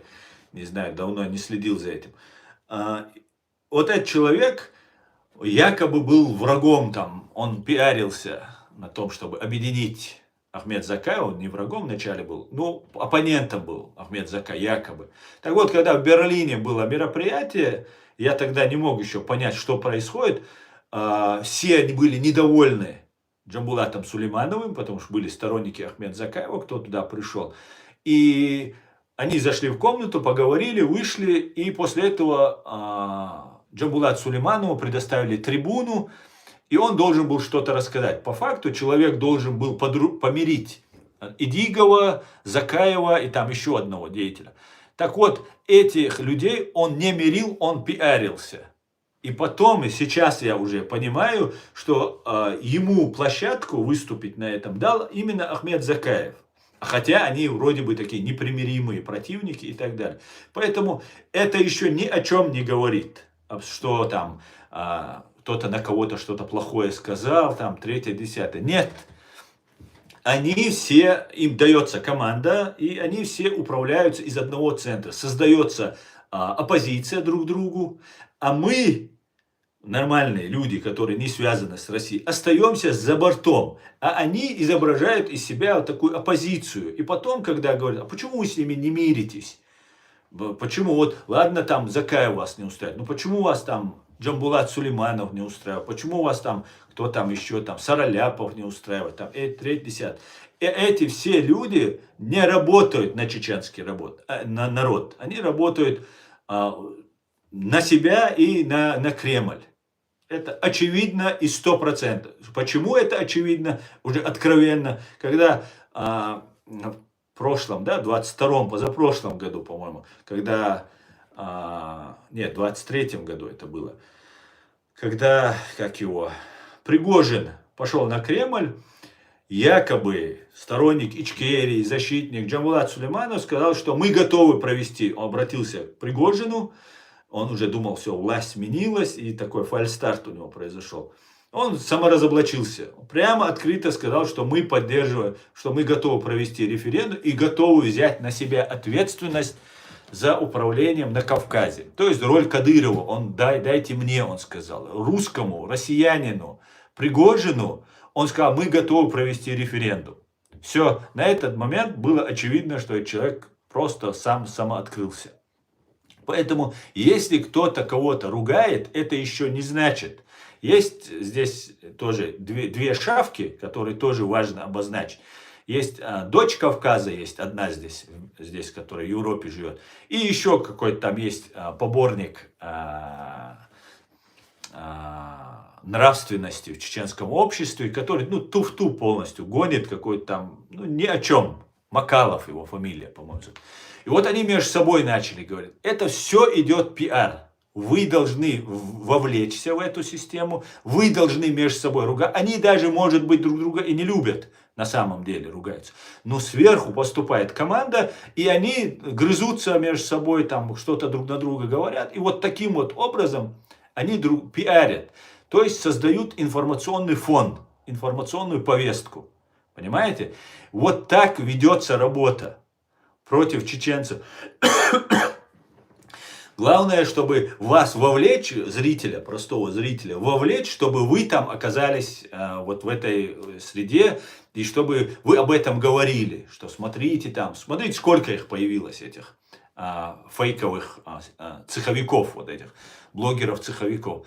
Поэтому не ведитесь, если там кто-то на кого-то там что-то говорит. Нет, вы посмотрите, чем он занят, что он делает, какая у него биография, да, связан ли он с российскими спецслужбами. Вот «Дочь Кавказа», например, я говорил, что «Дочь Кавказа» является агентом российских спецслужб, которого ко мне заслали, чтобы меня спровоцировать. Я так полагаю, это нужно было сделать для того, что ему якобы сказали убить кого-то. И вот это убийство, он я должен был ему юридически помочь, он со мной связался. И в итоге получилось, что никого убивать не нужно было. Но я полиции об этом написал, я об этом сказал, я помогал ему как-то его защищать, и как-то, что-то ему как-то помочь, как юристу, как правозащитнику ко мне обратился. Так вот, мои слова делались для дискредитации, понимаете? Я должен был быть дискредитирован таким образом в глазах немецкой полиции, потому что информацию, которую я приношу, она лживая, она не настоящая. И вот таким вот образом я должен был быть выставлен как лжец, как обманщик и так далее, чтобы завтра мне не поверили, когда уже на меня начнется охота. Понимаете? И вот таким вот образом они ведут вот свою вот эту деятельность. Понимаете? И когда я говорил, что эта дочь, она является агентом российских спецслужб, мне говорят, нет доказательств. Теперь эта дочь ходит спокойно, голосует за Путина, сзади портрет Кадырова. Ну и в итоге я полагаю, что она уедет в родную гавань, как говорится. Да, это так, Аслан. Да, Ливан, я просто в начале этого сам не понимал.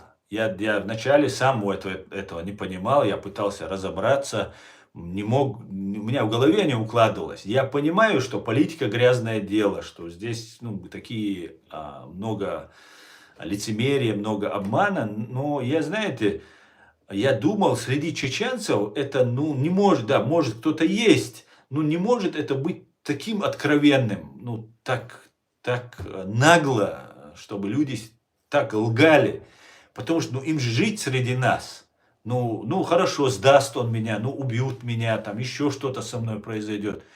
Но это же не закончится на этом.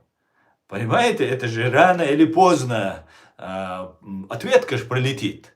У нас у чеченцев говорят, если ты в кого-то стреляешь, то ты стреляешь в себя.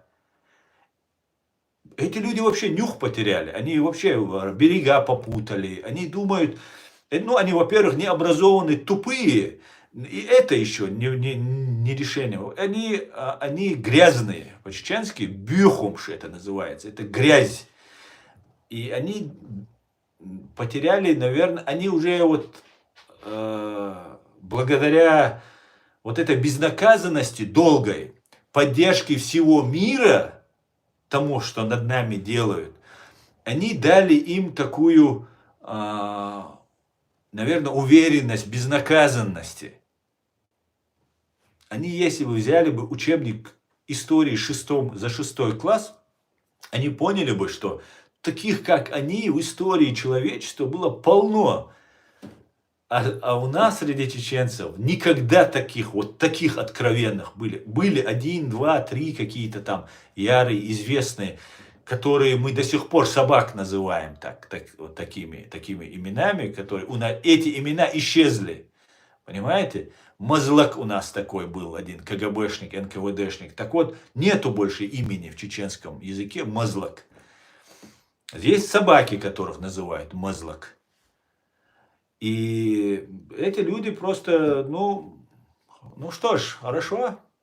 Есть и есть. Это, с одной стороны, знаете, если бы не было вот этой грязи среди нас, мы бы не знали цену нашим лучшим дочерям и сыновьям нашего народа.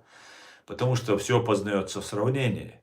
Это хорошо, что они есть. Значит, они должны были быть среди нас, чтобы мы в конце концов узнали цену своим героям.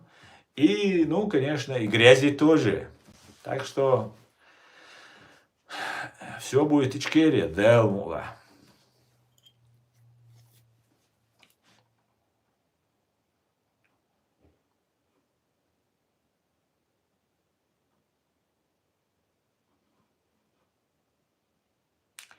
ФСБ отвлекает внимание от настоящих борцов с чекизмом, фашизмом. Да, абсолютно так. Абсолютно. Валейк салам, Ибраим.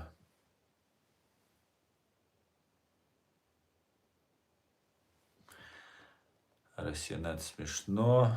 А почему смешно, Мурат Кипчак? Почему смешно Россия, НАТО? У вас в Ярославской области была натовская военная база.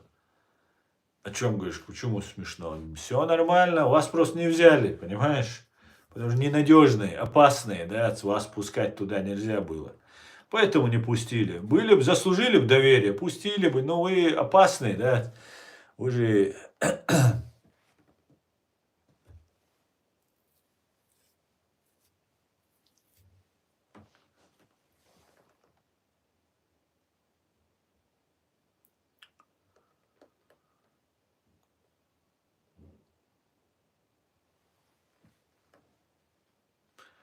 Салем говорит, если ты хочешь воевать, иди в Палестину. Наши братья там нуждаются в помощи. Может, там твои братья нуждаются в помощи.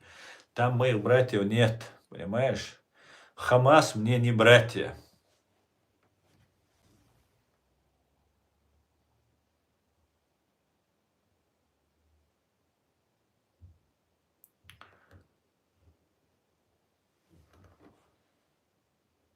Дочь полка, говорит. Ну, когда я говорил, что эта дочь полка или дочь Кавказа является стукачом, агентом российских спецслужб, говорили, нет, ну нет уж доказательств там. А теперь открыто говорит. Научитесь доверять мне в конце концов, да?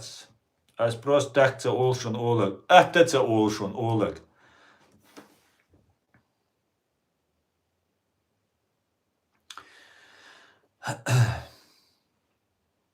Кстати, президентом Азербайджана Гейдар Алиев был КГБшник. Сейчас Азербайджан правит его сын. Конечно, Гаджубай. То же самое в Грузии был Шеварднадзе, да, Саакашвили, не КГБшник попался. Тут чуть-чуть, вот как нам Леон тут говорил, была попытка вот, полной иллюстрации, но не справились до конца. Справятся, дай бог справятся. Ну, любую возьмите Казахстан. Ну, кто там? Все время и сейчас то, что вот сейчас пришел. Кто он, как не КГБшник? Кто там еще? Ну, все страны возьмите. Все советские страны возьмите. Бывшие советские страны. Все осталось разойтись, чтобы сойти. Все остались на своих местах.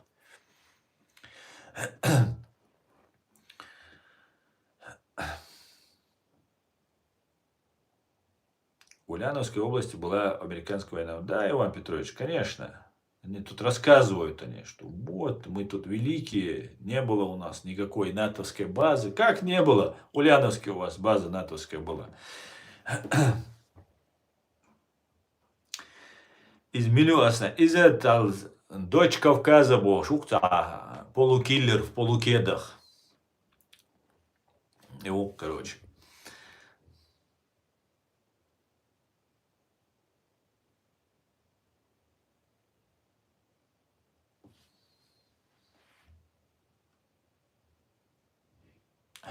Дочь полкач. О, мәлләштина. Дочь полка АТО. Да. Интересное кино, конечно, получается, да.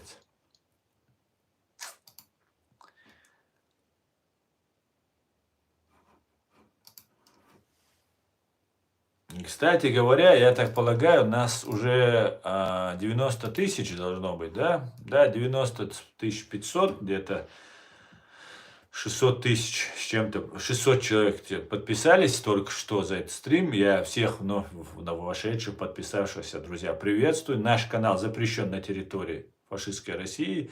И только когда вещает наш стрим, вы можете видеть нас и подписаться. Поэтому всех вас приветствую. На этом канале говорят только правду и ничего кроме правды. Мы вам рады, нашей дружной компанией. Так, в Грузии президент, пророссийский бизнесмен, ведет страну прямиком в таежный соус. Да, да, совершенно верно.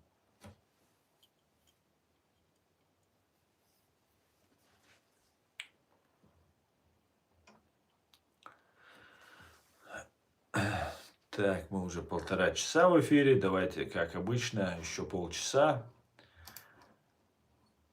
И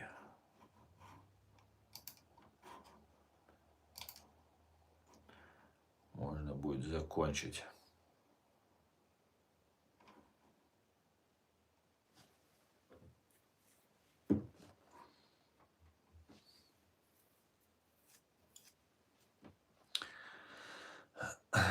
Amin, değeriz masana huyruan. Değeriz masan varşım sad. Trump ala su edera. Ellas adam dukbaga. Trump dukuyicen waytan.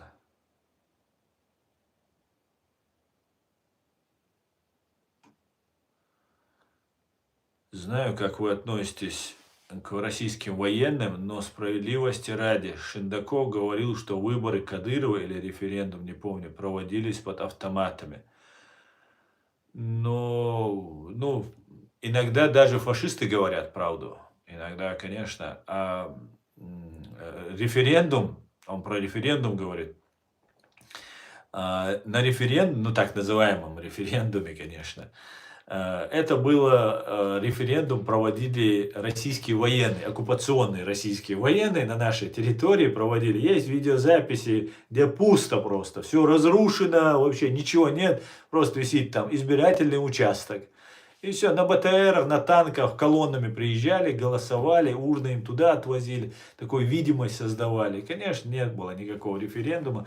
И вообще не может быть референдум на территории чужой страны, оккупировав, не дав никакой возможности. Знаете, у России, как в Крыму, в Донбассе, например, сейчас Запорожье, да, Харьков, по-моему, вписали в Конституцию.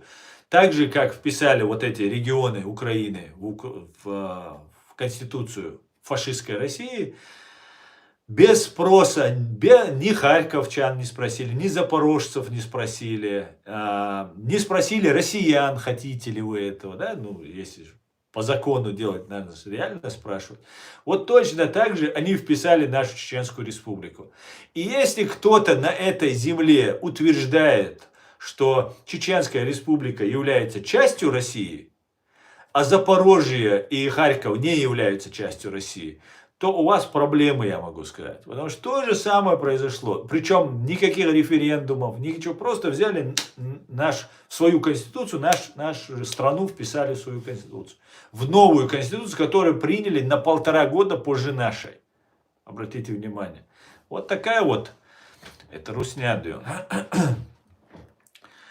Асан, все новое, хорошо забытое старое, как, например, Штази и возглавлял Маркус Вольф. Ты понял, Асан, о чем я? Все новое, хорошо забытое, как, например, Штази и возглавлял Маркус Вольф. Ничего не понял.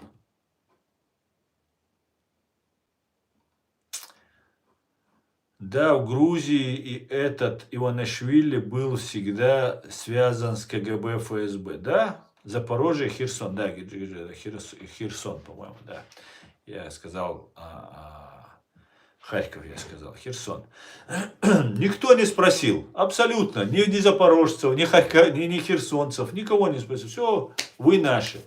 Вы что, с ума посходили? И это кем-то как-то воспринимается? Даже русские, правда, в это не верят.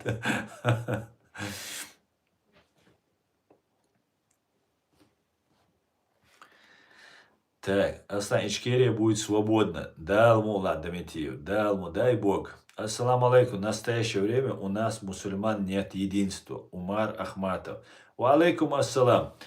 Я не знаю, о каких мусульманах ты говоришь, но какого единства? Я просто не понимаю. Я удивляюсь вашего оптимизма. Какой был геноцид? Все. Для меня вопрос закрыт вот этой мусульманской уммы, братьев мусульман на земле. У каждой страны есть свои национальные интересы. Понимаете? Да, все мусульмане братья на земле. Да если они друг другу голову не отрезают, то они братья. Но когда нас уничтожали до единого, женщин, детей всех, не было этого мусульманского братства и так далее. Поэтому этот вопрос я считаю фейковым. Да, есть мусульмане на земле, есть христиане на земле, есть иудеи, буддисты и все остальные. Понимаете? Все, на этом я ставлю точку. Какой ответ, такой привет. Я какое-то время был обманут пропагандой. Я тоже думал, какие-то там братья на земле есть, там 3-10. Нет этих братьев. Нету. Забудьте, чеченцы, нету. Есть только вот граждане Чеченской Республики Ичкерия. Вот кто будет, и наши союзники, кого мы сделаем союзниками, кого мы сделаем себе другом, вот они будут наши друзья. И вне зависимости от религии, национальности, расы или других признаков. Да? Нет никаких братьев мусульман. Да, Шамсад, оказалось, это большой-большой фейк. Не надо обманываться, не надо обманываться. Это ведет к большому заблуждению. И большим проблемам это ведет, если вы обманываетесь.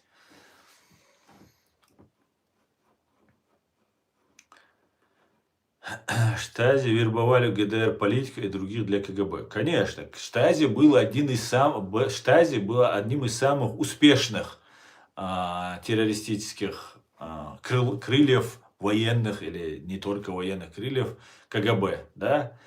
Немецкое качество, Deutsche Qualität, как говорится. Немцы хороши во всем.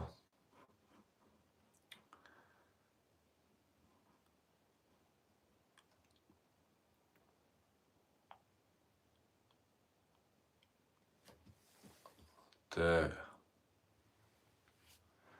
Хун брат ахчубо хамах ежла. Сун брат ахчвалари со Хосан ашхир маморсе ахча докш қитио. Хосан дали чансе ахча докш ашхир ворсуа. А брат ахчду. Шу мусульман, да, защитники мусульман. Сун шу даймшин хухиет хайшун. Шейх хош цайох тиш сун шуик чудоль. Хар комментарий, я здесь хена. Мусульман дуй вежри, дуй туда-сюда бош. Тут мечадух, ам халак дешсак, ам тут амте дадой шу хам мечау, брат мусульман. Арбоя битервой, кибеш битервой. Хамау нохчи, убош. Ам мечау, хай хоман годеш сагатеш. Почему я свой комментарий, я би пойден на уму чуатсо. Аллах вежри буй будер, Аллах вежри бац.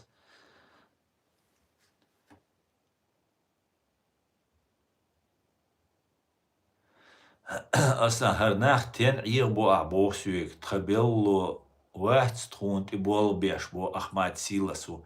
Во-первых, Ахмад Силас, если бы я был бы вашим работником, ты бы никогда бы это не написал бы, потому что тебя бы пустили бы, короче говоря, сам знаешь, что бы с тобой сделали, если ты сдал бы агента. Во-вторых, надо писать не Ахмад Сила, уже все закончилось. Сейчас у вас там босс Магомед Даудов. Хож Ахмад его отца зовут. Хож Ахмад Силас надо говорить. Понял?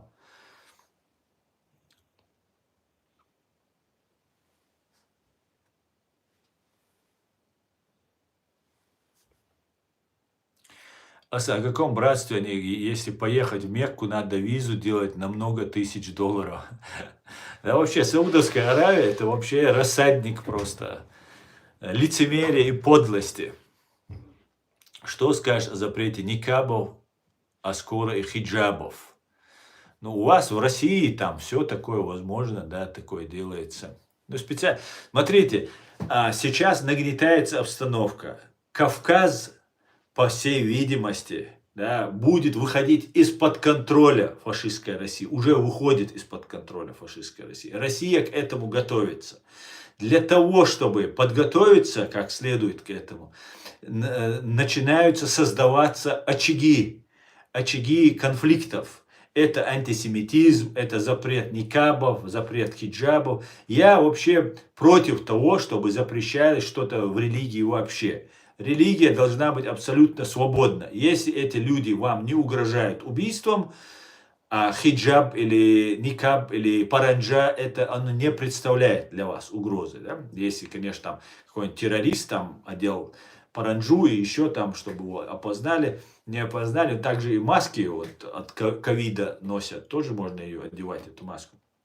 Поэтому вообще я за свободу, чтобы полная свобода религии была. Полностью. Кто хочет хиджаб носит, кто хочет никаб носит, кто хочет там тюбетейку носит. Это сугубо личное дело человека. Если эта группа или эти люди не представляют угрозу для другого общества. Это так, мое мнение об этом. Но речь сейчас идет не о запрете никаба, хиджаба, там никто не носит никаких, а потом ты начинаешь, занимаешься спекуляцией. Сперва запретят никаб, а потом запретят хиджаб. Никаб это одно, хиджаб это совсем другое. Совсем другое. Поэтому скоро, Богштега, это вполне возможно, у вас на России это все возможно. Но дело в том, что сейчас специально создаются очаги, чтобы когда русня будет уходить оттуда, вот в этот момент там можно было воспользоваться какими-нибудь там разозленными там радикалами, разозленными просто мусульманами, и вот создать такой очаг напряженности. И мы это должны понимать, что это делается российскими властями специально, потому что они готовятся ослаблению своей власти на Кавказе, а это неизбежно произойдет год, два, три, время. Это все это, мы все это увидим, тот, кто доживет до этих дней. Поэтому мы должны быть выше всего этого, не давать себя обмануть, не давать себя втянуть вот эти разные. Кто-то против религии выступает, кто-то там слишком за религию выступает. И вот занимаются вот этой провокациями занимаются. Мы должны понимать, что турецкая империя и турецкие спецслужбы наравне с русскими спецслужбами представляют для нас, чеченцев, кавказцев, представляют такую же имперскую угрозу.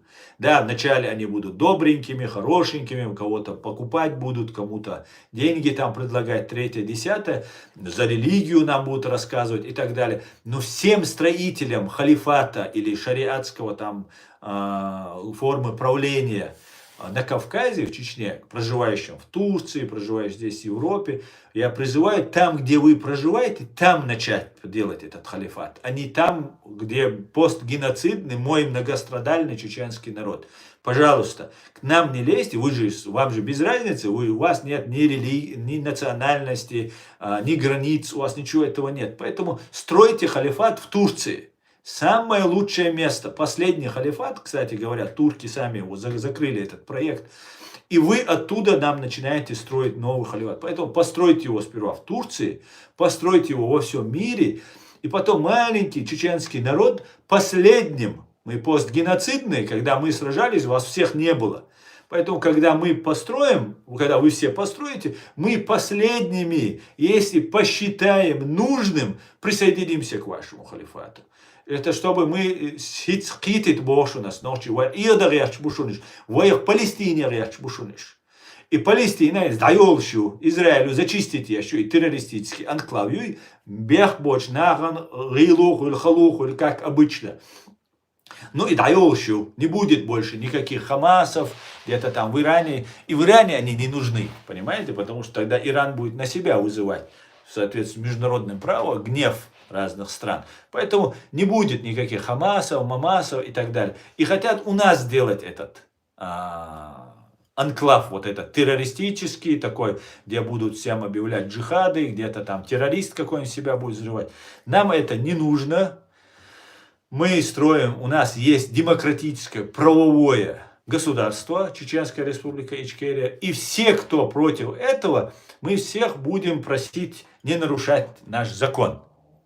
Будет специальная служба, вот здесь в Германии она называется Verfassungsschutz, защита конституционного строя. Вот у нас будет специальная спецслужба, защита чеченского конституционного строя, и мы будем защищать свои интересы.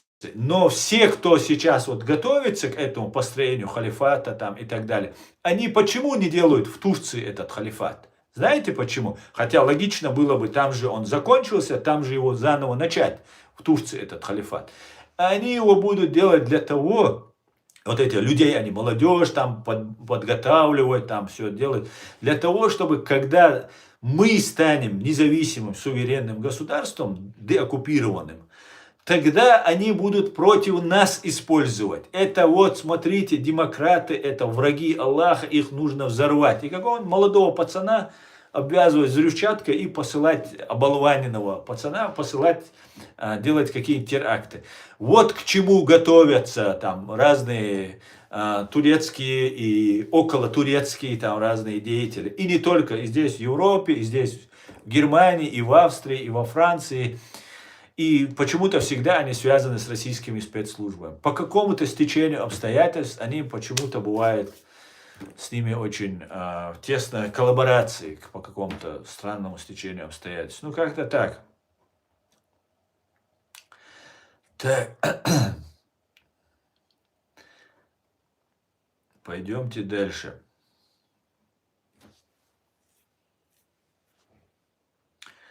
Алейк салам, не избавь, Дересуль. Не сегодня его время придет, а завтра вы... Так, ясно.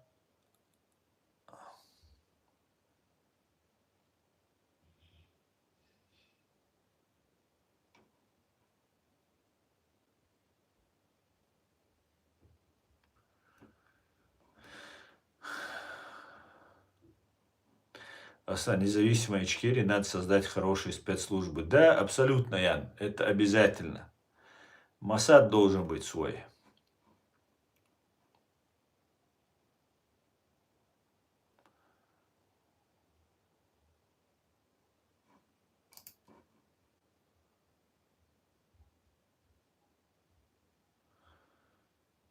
Так.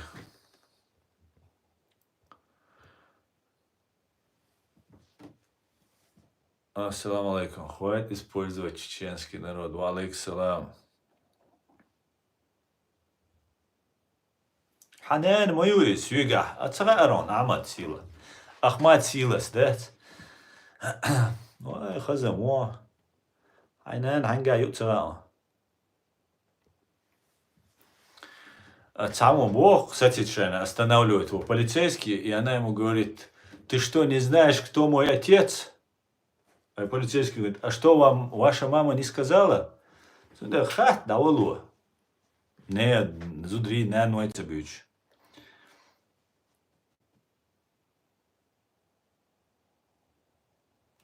Тебя проигнорировали, Асланбек? Нет, тебя заблокировали. Какой же тебя Путин? Кадыров хороший президент был. А Кадыров не президент, Кадыров глава. Понимаешь, нет у вас такой должности. Как-то так.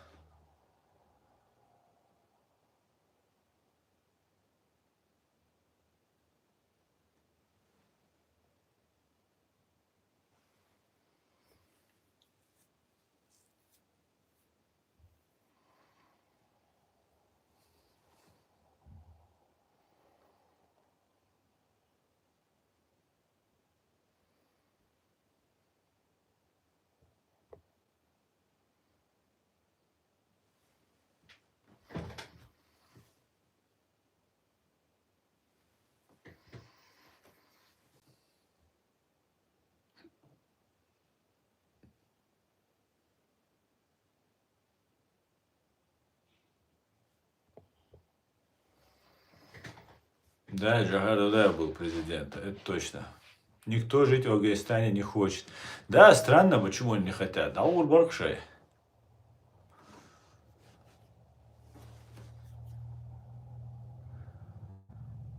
Аур Барк.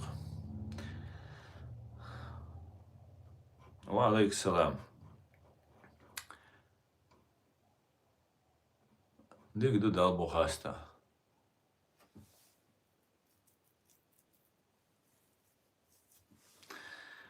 Так.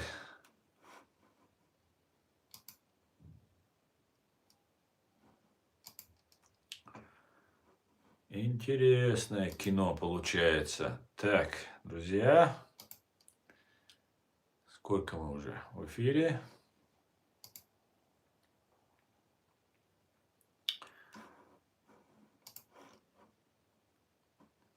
Того, как Дудаев, пока нет. Будем надеяться, что появится. Да, появится обязательно.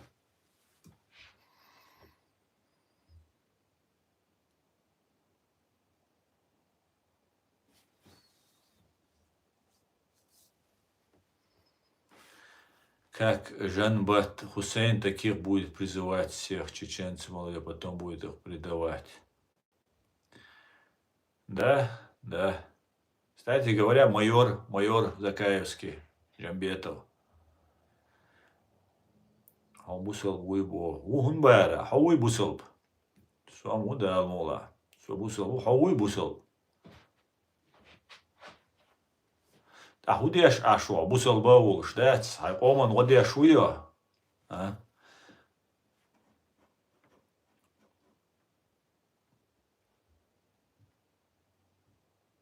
Основном все люди пытаются в каждом увидеть святого. В этом ошибка многих людей. Да, причем они те грехи и те изъяны, которые есть в них самих, если они видят в другом человеке, они их не приемлют, они ему ставят вину. А у самих оно есть. И он с этим спокойно живет, и никаких проблем. Но если он узнает, что какой-нибудь секрет там выпивает человек, там гуляет, еще что-то там делает. И если это все есть в нем, но он о ком-то другом узнает, все, плохое мнение о нем. Здравствуйте, что думаете насчет покушения на Трампа? Я об этом уже давно рассказываю, весь свой эфир, в начале своего эфира у нас идет стрим в YouTube. Заходите на канал Reality, здесь в TikTok вы можете найти ссылку на мой канал.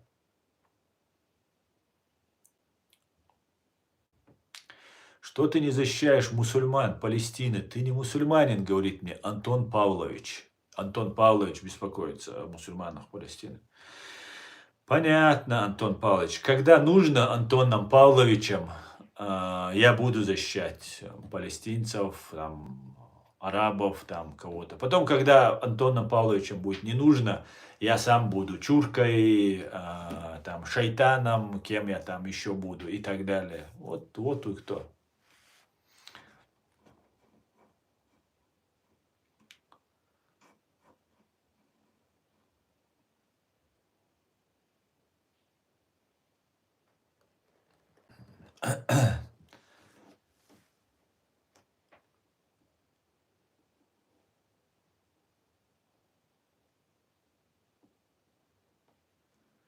Ja, busal na dubo şudur, büyü meldik mayaz duaş.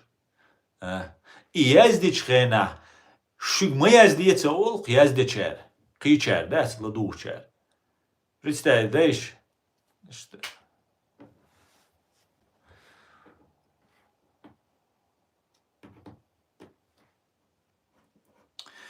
Так, друзья, я на свой стрим сегодняшний заканчиваю.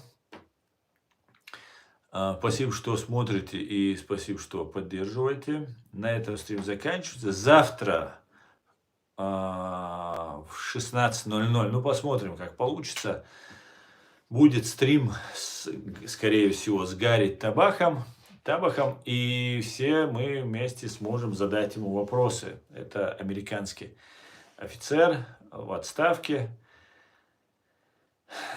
Вот на этом наш стрим заканчивается. Все будет Ичкерия. Слава Украине! О Аллах, благослови Америку.